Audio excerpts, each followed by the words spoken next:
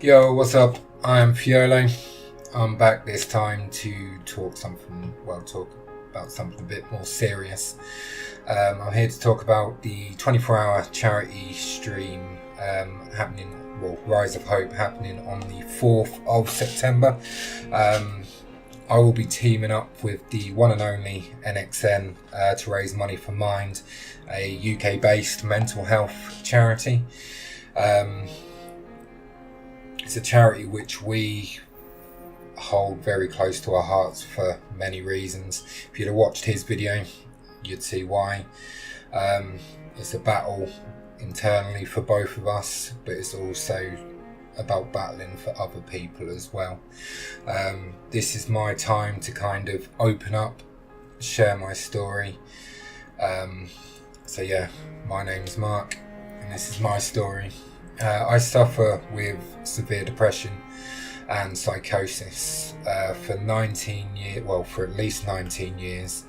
I can remember suffering with some form of mental health disorder. That's all of I'm 32 now, so all of my adult life, plus some of my childhood, was spent fighting an internal war with my own mind. I kept quiet about it. It's not until recently where I started talking more about it.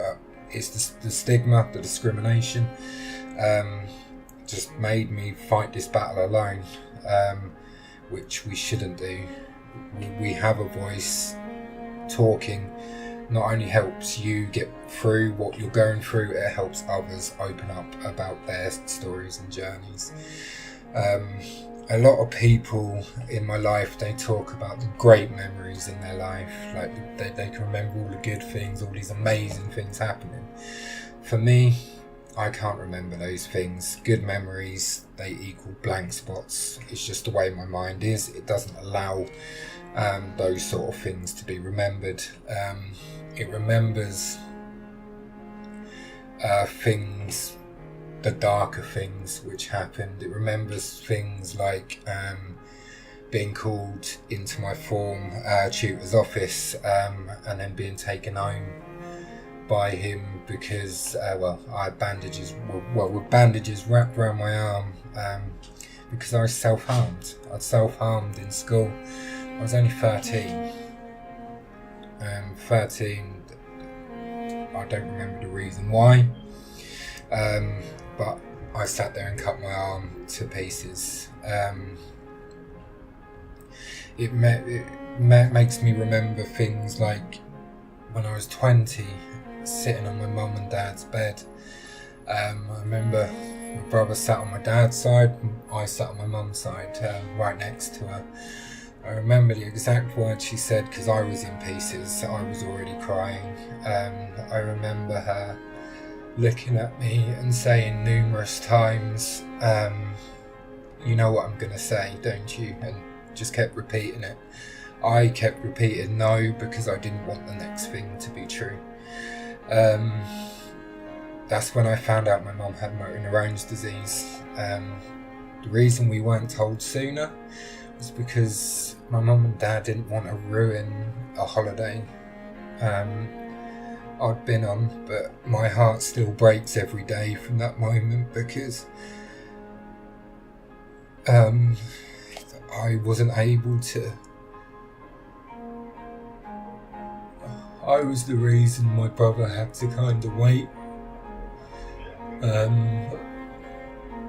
I couldn't help sooner because I was on holiday. It destroys me. That moment plays in my mind so much. And 2013, I remember being in the house me and my ex used to have. It wasn't long after we split up. I remember sitting on the bed in the spare room. I was at the end. I downed a load of tablets and vodka. The moments after I don't remember much of. The only thing I remember is just being sick, no warning, just being sick. The next day, days after that, I remember feeling so low. There was no joy or excitement that I was still alive. It was just something else I'd failed at. Because every day you're a failure. That's the way mental health works. You fail at everything you try to do in your life.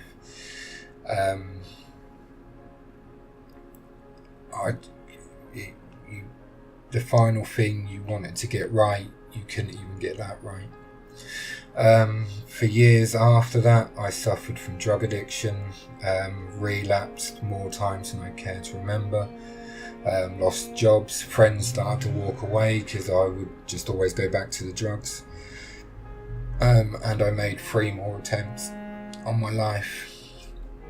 The weekend of my last attempt was the 15th of December 2017.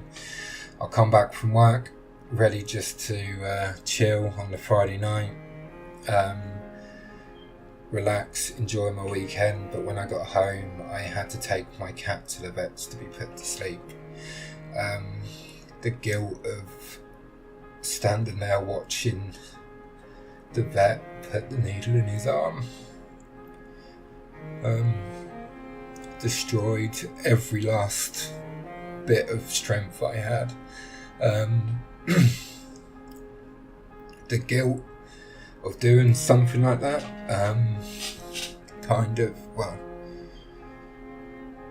it made me realise the darkness I'd fought for so long was never gonna get any easier. It was never gonna go away.